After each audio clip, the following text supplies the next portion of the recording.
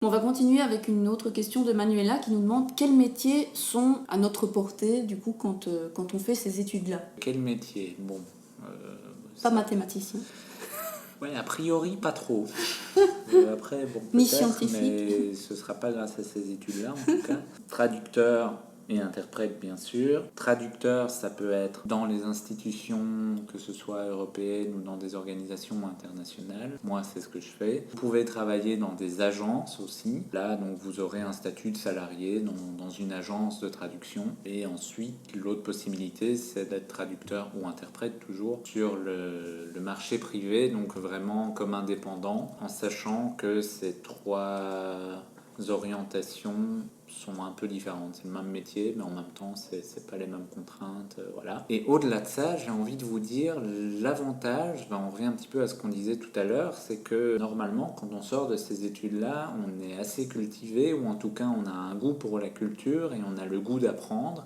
Et moi, c'est un truc en entretien que j'ai toujours mis en avant. On m'a déjà dit, mais oui, mais enfin, bon, vous êtes traducteur, très bien, mais qu'est-ce que ça va nous apporter? Et ben, le truc que vous pouvez dire, c'est grâce à mes études, j'ai un peu touché à tout, et donc j'ai la capacité de m'intéresser rapidement à un sujet que j'avais jamais abordé auparavant, et à en comprendre les subtilités très vite aussi. C'est là-dessus que vous pourrez jouer. Après, les langues, on vous dira toujours dans les écoles de traduction, hein, mais ça c'est des études qui ouvrent énormément de portes. C'est vrai et en même temps c'est pas vrai, parce que les langues en soi, quand on dit les langues, à l'heure actuelle, c'est pas assez glamour peut-être, ou en tout cas tout le monde parle anglais. Oui, c'est ça aussi. Sur le CV, tout le Et monde donc, met anglais. il y a bilingue. des gens qui vont avoir aucune honte à mettre sur leur CV je suis bilingue en anglais, et à l'employeur ça va pas nécessairement lui poser de problème parce que lui-même pensera qu'il est bilingue, et en fait ils vont très bien se comprendre, c'est-à-dire qu'ils vont raconter Baragouiner. n'importe quoi. Et quand on est traducteur, on a plutôt tendance à dire ah mais attention, on n'est pas vraiment bilingue, Oui. voilà. Bon, ben si vous vous dirigez pas du tout vers la traduction, si, quand vous sortez de ces études-là, vous avez un anglais parfait pour n'importe quelle entreprise, je pense. Enfin, en anglais ou une autre langue. Oui.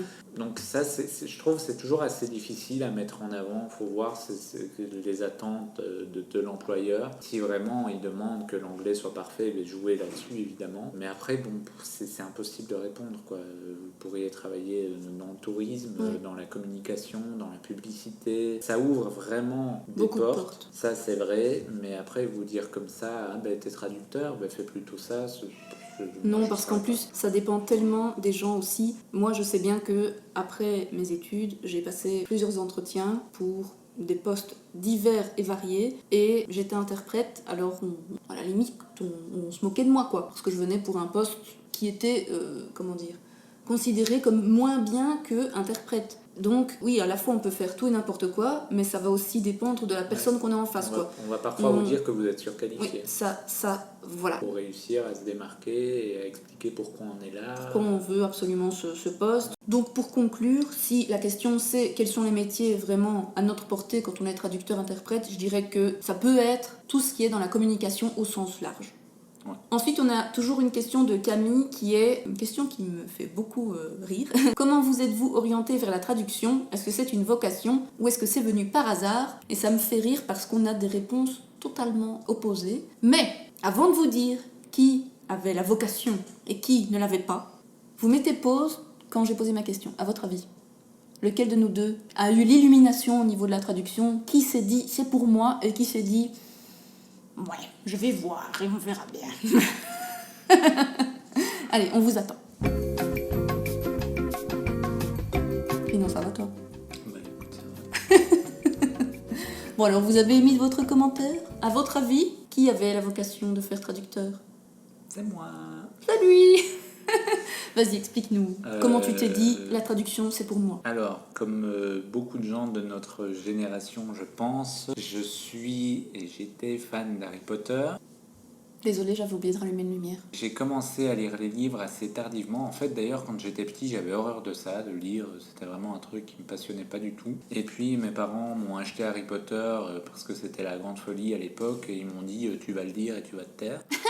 Donc voilà, je l'ai lu et j'ai accroché immédiatement. Donc je me suis enfilé, à l'époque il y avait déjà 4 bouquins qui étaient sortis, donc j'ai lu ces 4-là d'affilée. Et puis ensuite il a fallu attendre que le 5e sorte, et ça a mis un petit temps si je me souviens bien. Je sais plus exactement quel âge j'avais, mais toujours est-il qu'à l'époque je ne parlais pas encore anglais. Et forcément, la traduction du livre elle prenait un peu de temps, c'était plus ou moins 6 mois. Et donc quand le livre est sorti en anglais, le 5e Harry Potter, je me suis dit, moi je vais pas attendre 6 mois quoi. Je comprends pas que ça puisse prendre autant de temps pour traduire un livre. Non mais enfin, Qui fait ça quelle infamie! Franchement, j'étais Outré. j'étais vénère. Outré, Et vénère, du coup, je une me suis différence. dit, et j'étais arrogant, puisque je me suis dit, bah bon, si ça leur prend 6 mois, moi je vais l'acheter en anglais et je vais le lire moi-même. Je vous rappelle que je parlais pas du tout anglais, donc j'ai acheté Harry Potter en anglais et j'ai acheté un dictionnaire traductif français-anglais. Et pendant les vacances, parce qu'il était sorti pendant l'été, je crois, je me suis mis à lire Harry Potter en anglais à raison de une page par jour, je pense. Ce qui fait qu'au bout des 6 mois, je dois être arrivé au chapitre 3 ou 4. Ah, bravo! Ouais. Mais c'est en fait à partir de là que je pense il y a eu un déclic dans ma tête. Et Est-ce que tu t'es dit, nom de Dieu, ça ne va pas assez rare pour moi? Je vais devenir traducteur pour traduire plus vite qu'en 6 mois. Non, je me souviens pas, mais je pense pas qu'à ce moment-là, je me sois dit, tiens, je veux être traducteur. Mais c'est à ce moment-là que je me suis rendu compte que les langues me plaisaient, le français et l'anglais. Et d'ailleurs, l'année suivante, au lycée, j'ai commencé à apprendre l'anglais. Du coup, c'était vraiment facile pour moi, parce que, mine de rien, j'en avais lu tout l'été. Et donc, j'avais une longueur d'avance sur mes camarades de classe. Et depuis, ça m'a jamais quitté, en fait. Et je pense que tout naturellement, après le bac, c'est venu tout seul en fait. Et c'était une évidence. Donc je sais pas si on peut parler de vocation vraiment, mais c'était une évidence. Je me suis dit, j'adore les langues. Enfin, c'est vraiment un truc qui me plaît. Le français, ça m'a toujours plu. Depuis Harry Potter, j'adore lire. Tout naturellement, je me suis dirigé vers ça. Et puis, quand j'ai commencé les études de traduction et d'interprétation, là, je me suis dit, je fais ces études pour être interprète. Donc, j'ai eu un diplôme. Un but. Voilà, j'ai eu mon diplôme d'interprète et maintenant, je suis traducteur. Bravo! C'est un échec cuisant et total, excuse-moi, oui, mais j'avoue. écoute, J'avoue, sortir interprète, être traducteur, Oui. c'est nul à chier! Ouais, Voilà. effectivement. Et moi, donc, ce n'était pas du tout une vocation comme lui, parce que moi, je me suis jamais dit, je vais faire ces études-là pour être traductrice ou interprète. Moi, j'ai toujours bien aimé les langues aussi. Quand j'étais petite, on partait tout le temps en Espagne, donc j'ai toujours eu de l'espagnol, enfin tous les étés en tout cas, dans l'oreille. J'adore cette langue. Et puis, à l'adolescence, avec les chansons et tout ça qu'on écoute, en tout cas, moi, je me suis beaucoup plus intéressée à la musique, vraiment, vers la fin de mon enfance et début de l'adolescence. Beaucoup de musique en anglais. Et en fait, moi, je prenais les paroles sur Internet, je les imprimais et j'ai essayé de les comprendre et donc de les traduire aussi avec ma sœur, avec Indico et tout. Et c'est de là que m'est venu. Donc Ouais, c'est un peu... moi, c'est la musique, toi, c'est la lecture, mais enfin, toujours été très, très attirée par les langues en général. Et en toute honnêteté, je l'ai déjà dit un peu plus tôt dans la vidéo, moi, je cherchais des études où il n'y avait pas de cours de maths parce que les maths, c'est vraiment ma bête noire, mais vraiment le truc qui m'a fait pleurer pendant toutes mes secondaires. Et je savais bien que si je voulais avoir un diplôme, il fallait pas que j'aie de maths parce que je voulais pas revivre le calvaire que j'avais vécu pendant ma scolarité en secondaire. Moi, il y avait un peu de ça aussi. Ouais, bon, hein. On ne se refait pas. Hein. Les maths et nous, ça fait quand même... Pour être traducteur, il avait fallu... savoir faire des statistiques et tout, moi je ne serais pas. De la proba, alors là, là, ne serait pas dirigé vers ça, je pense. Je l'avoue sans aucune honte. Hein. Je suis une bille, je pense que toi c'est pareil, en maths. Et donc, je me suis intéressée à ces études-là parce qu'il n'y avait pas de maths. Et puis, je me suis dit oui, pourquoi pas, en me disant, référence à la question d'avant, que justement ça m'ouvrirait plein de portes. J'hésitais entre ça et le tourisme, mais ça me plaît bien, j'aime bien le français, j'aime bien les langues. Je vais me lancer là-dedans plutôt que dans un domaine un peu plus spécialisé en haute école. C'est ce que j'allais dire. Ça a été quelque chose de plus général. En haute école, on va souvent être plus spécialisé. Voilà pour la question vocation. Quelles sont vos expériences en tant que traducteur-interprète? Quel métier, stage, poste avez-vous exercé du coup? Ça, je pense qu'on peut peut-être lier avec... Avez-vous fait votre stage à l'étranger demandé par Kakaiko? Oui. Alors, pour le stage, nous, on a fait une semaine à Vienne, à l'ONU, en interprétation. Et puis, on est rentré en Belgique et on a fait un deuxième stage dans la foulée à Bruxelles. Si tu te souviens bien, c'était même plutôt avant et après. Hein. Oui, c'était... On a pris une semaine de congé de notre stage de traduction à Bruxelles pour aller à Vienne. Ouais, c'est juste. Grande aventure. Donc voilà, donc oui, on a fait une partie de notre stage à l'étranger. Dans notre cas, enfin c'était bien, c'est pas ça, mais c'est pas indispensable. Contrairement à l'Erasmus, comme on vous disait tout à l'heure, qui est vraiment idéal pour apprendre une langue. Si vous partez à l'étranger pour faire de la traduction ou de l'interprétation, vous allez toujours traduire vers votre langue maternelle, donc c'est pas indispensable. Ce sera un plus, ça peut être un plus. Oui, nous on est partis à Vienne parce que l'ONU n'a pas de siège en Belgique. Et que les interprètes... Voilà, exactement. Mais après, par exemple, nous, on ne parle pas allemand, donc sur place, c'était pas intéressant. Ah ouais, ça, pas du tout. C'était un peu... Puis on est resté qu'une semaine en plus, donc voilà. Mais enfin, bon, on a eu une petite expérience à l'étranger, mais comme dit Mathieu... C'est pas indispensable pour le stage en traduction et en interprétation. Vous n'allez pas être meilleur interprète ou meilleur traducteur parce que vous allez faire votre stage à Prague ou à Milan ou à Madrid. Et alors, nos expériences... pendant qu'on était à l'école, on a eu quelques expériences de travail. Ouais. Pour ma part, j'ai interprété plusieurs fois pour le FIFA, le Festival international du film d'amour de Mons. Et là, du coup, c'était de l'interprétation à moitié en chuchotage quand je devais interpréter du public vers la personne, donc vers le réalisateur ou l'acteur. Et parfois, même la majorité du temps, en consécutive, on va dire. Ouais, c'était de la consécutive. Parce que j'écoutais ce que la personne me disait et puis je le répétais en français à l'assemblée. Ça, c'était vraiment une très chouette expérience. C'est un domaine qui me plaît bien, tout ce qui est un peu dans le cinéma. Donc en plus, on avait un pass. Je me sentais VIP, tu te souviens? On avait accès aux soirées du FIFA et tout ça, donc c'était comme ça. C'était chouette. Et puis, mine de rien, c'est interprété devant une salle de cinéma. Donc c'est quand même se mettre en situation. Ouais. Et, on a fait la même chose avec un écrivain, tu te souviens? Ah oui, Dan Fante, un écrivain américain qui était venu. Ça n'avait rien à voir. Ça avait à voir avec l'école? Non, je pense pas. Non. C'était avec un collectif à Charleroi. Ouais, c'est ça. Et on avait interprété pour un écrivain. C'était vraiment une très chouette expérience. Et puis ça, c'est gratifiant en fait. Moi, c'est ce que j'aimais bien dans l'interprétation, contrairement à en cabine où tu es un peu dans ton coin, tu es un peu en mode invisible. C'est le principe du bon interprète, c'est qu'on ne doit pas le remarquer.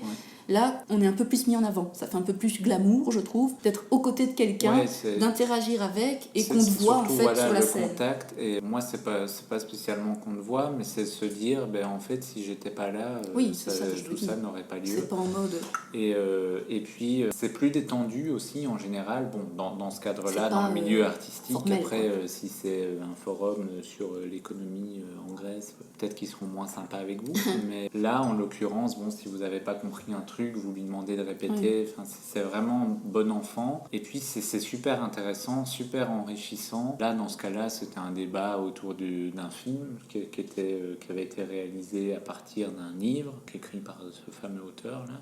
Et donc, comme tu dis, c'est gratifiant parce que les gens sont reconnaissants en fait. Et c'est amusant. C'est des belles expériences parce qu'on ressort de là, on a travaillé, mais en même temps, on s'est cultivé, on a appris des choses, on a rencontré des nouvelles personnes. C'est vraiment chouette. Et c'est pas vraiment difficile dans le sens où on participe au débat d'une certaine façon. C'est juste qu'on donne pas notre avis, bien sûr.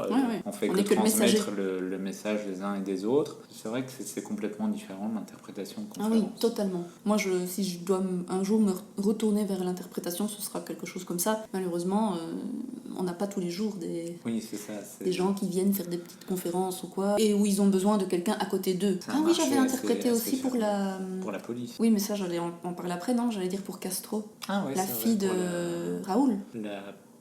La fille de Raoul Castro, qui était venue parce que c'est une personne engagée dans le combat pour les homosexuels. Et du coup, toi, t'étais derrière elle. T'étais derrière elle et tu faisais du chuchotage. Donc le chuchotage, c'est de la simultanée, en quelque sorte. Ouais. Disons qu'il y a quelqu'un dans le public qui pose une question et moi je chuchotais la question à Madame Castro. Ouais, voilà.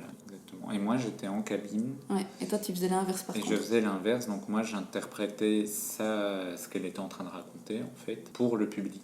Et ça a été, pour mon cas, une expérience traumatisante. Parce que, en interprétation simultanée, je vais vous expliquer rapidement comment ça marche, parce qu'on n'a pas eu l'occasion de le faire tout à l'heure. C'est vrai, j'y ai pensé. En simultané, donc vous êtes en cabine avec au moins un collègue, parfois plus. Et l'idée, c'est que déjà, vous couvriez ensemble plusieurs langues, si c'est une réunion qui se tient dans plusieurs langues, vous avez que l'espagnol et l'anglais et votre collègue a l'italien par exemple, mais à deux vous allez pouvoir tout interpréter, donc ça c'est la première chose. Et l'autre chose c'est qu'on se relaie en interprétation, donc on travaille par demi-heure. Pourquoi ? Pas parce qu'on est fainéant, mais parce que tout simplement le cerveau a besoin de se reposer. Oui, et la voix et aussi. la voix aussi, parce que ça a l'air de rien, mais parler pendant une demi-heure d'affilée, bon là on est en train de le faire déjà, on commence à le sentir, Oui. ça tire sur l'école, mais en interprétation ça demande un effort considérable, parce que vous devez écouter, vous avez du bruit dans l'oreille en permanence, vu que là, vous avez un casque sur les oreilles, avec fatigant. l'autre oreille vous écoutez, en même temps vous parlez, et tout ça en restant très concentré, donc c'est très difficile, et donc vous avez un relais. Et lors de cette réunion-là, c'était mon relais qui avait commencé la réunion, et puis il m'a passé la main, et à ce moment-là, elle a fait une métaphore de je sais plus quoi, d'une œuvre Avec la d'art. grenade, l'œuvre d'art, que c'était une grenade ou je sais pas quoi, ça Et parlait un de la pénis guerre. aussi, je sais pas quoi, enfin un truc... non, mais elle est partie dans un truc, une explication machiste et patriarcale et le pénis en érection. Je ne sais pas On va quoi. devoir mettre une limite d'âge à notre vidéo Ouais, parce que quelle idée bien sadique. c'est pas une insanité, c'est la biologie. Oh, Mais soit. toujours est-il que ouais, c'était comme entrer en matière, j'ai connu mieux. Oui, Et puis, quand en on plus, prend ça en cours de route. et en plus, elle a utilisé, je me souviens, une expression que sur le moment, j'ai pas du tout comprise. Et donc, je me suis vautré, mais littéralement. Et d'ailleurs, c'est mon collègue à ce moment-là qui a repris la main. Parce que lui, je sais même plus s'il a compris. Mais en tout cas, bon, moi, ça se sentait que j'avais rien compris. Et donc aussi, pour terminer sur le boulot de l'interprète, on attend de lui idéalement qu'il comprenne tout, mais personne n'est parfait.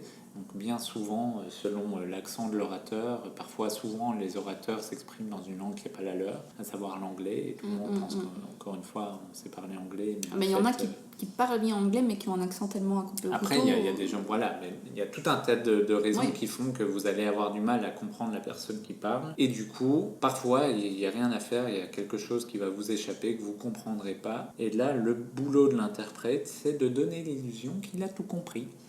Et de ne pas donner l'impression que le public a loupé une information, même si en réalité c'est le cas. Et ça, c'est là aussi toute la finesse. Quand vous allez entendre un interprète, vous allez vous dire « Punaise, lui, il est vraiment bon, il arrive à tout comprendre, à tout dire et tout. » En fait, parfois, non. Parfois, il y a parfois, une phrase il y a qui tombe des trucs qui tombent à l'eau ou qu'on comprend mal. Moi, j'ai déjà eu ça aussi pendant une réunion.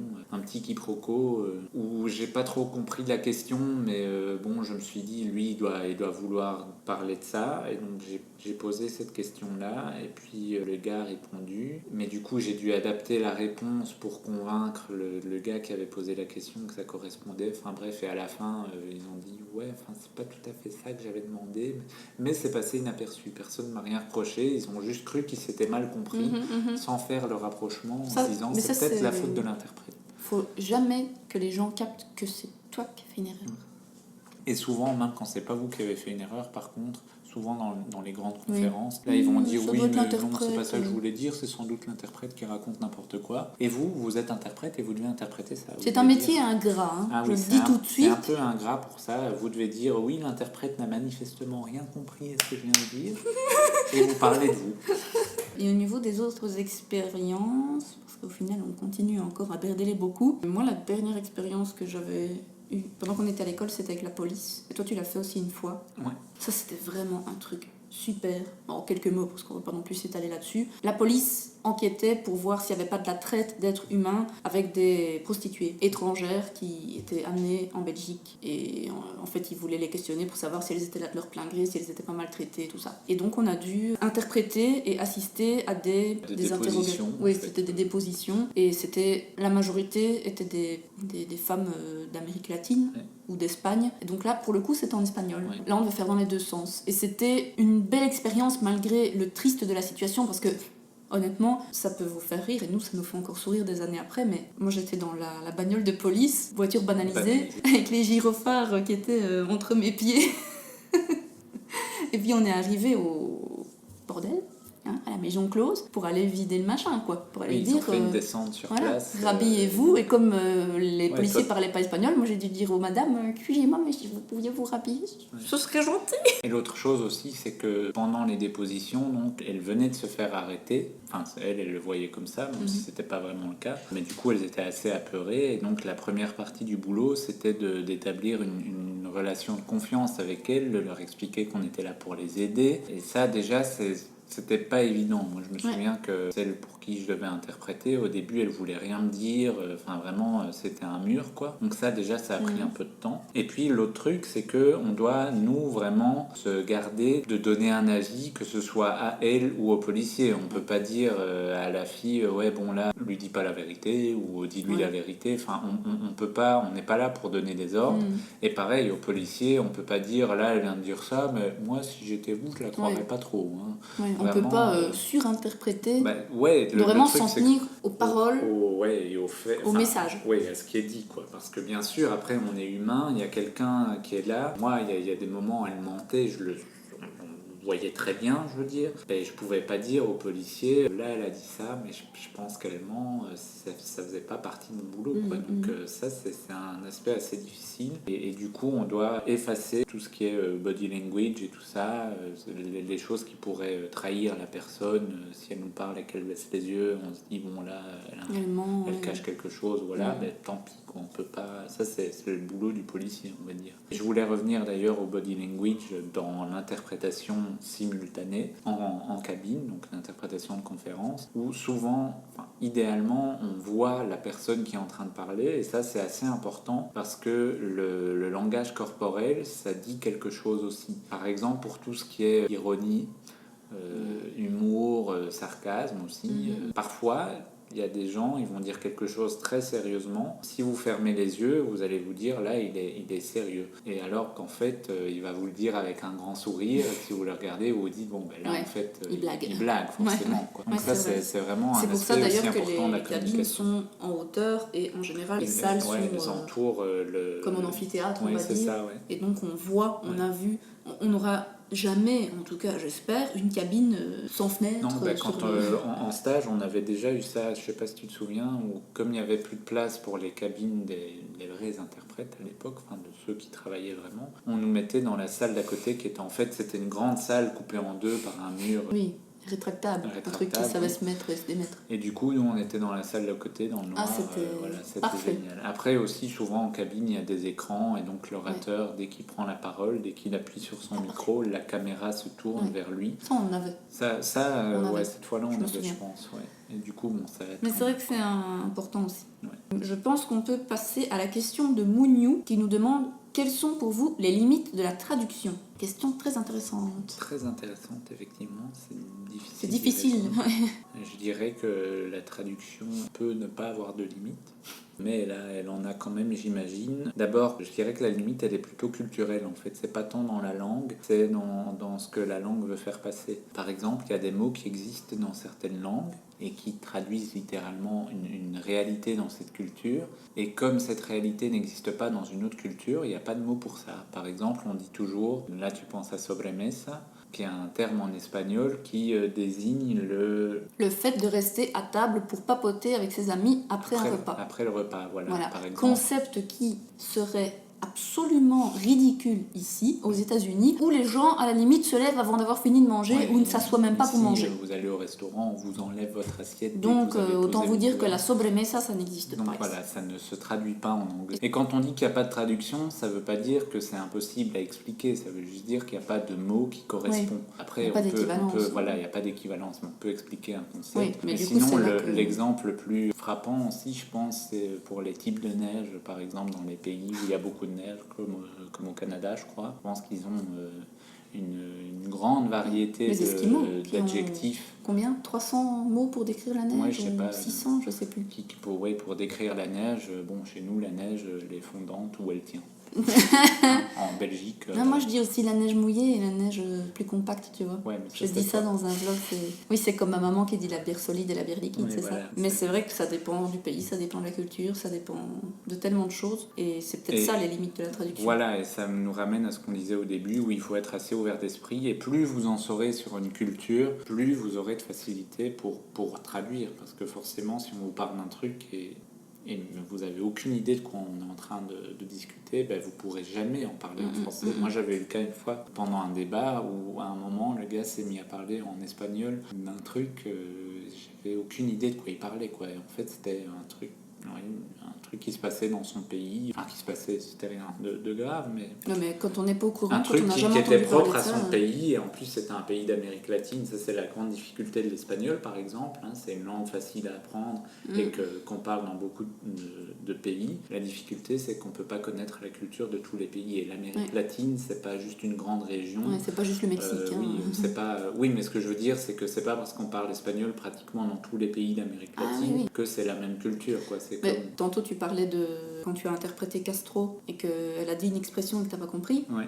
Ça c'est la preuve vraiment la plus claire. La plus claire, c'est que c'est pas parce que vous parlez espagnol que vous allez comprendre tous les hispanophones, parce qu'une expression de Cuba, une expression d'Argentine, une expression de Madrid, de Grenade et de Barcelone, oui, ça va pas être la même, ou parfois ça veut pas dire la même chose. Voilà, j'allais dire la même expression en espagnol, elle va pas vouloir dire nécessairement la même chose si c'est un madrilène qui parle ou si c'est un argentin. Selon où vous êtes, où vous allez, où vous avez appris la langue et surtout quel espagnol vous apprenez, parce que si vous partez en voyage, genre comme tu as fait toi, en échange linguistique ou une année sabbatique ou n'importe quoi, dans un pays d'Amérique latine, vous n'allez pas revenir avec le même espagnol que l'espagnol d'Espagne. Et donc ça c'est comme le français. Hein. Ah oui, bien sûr. De France, de Belgique, de Suisse ou du Canada, c'est pas le même. Mais donc pour moi, c'est voilà, ça aussi les limites de la traduction. Après, je disais, c'est une limite sans être une limite, parce qu'il y a toujours moyen, et c'est là que ça rejoint aussi ce que je disais au début, de faire des recherches. Et c'est ça le boulot, en fait. C'est de jamais se dire, tiens, là, lui, il a dit ça, mais...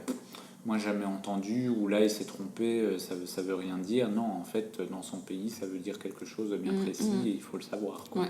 Ah, ça, c'est une chouette question aussi. Noagram qui demande quelles sont les demandes de traduction les plus bizarres, originales, spéciales que l'on vous a demandées. Et la deuxième question, elle est bien aussi, mais on la dira après.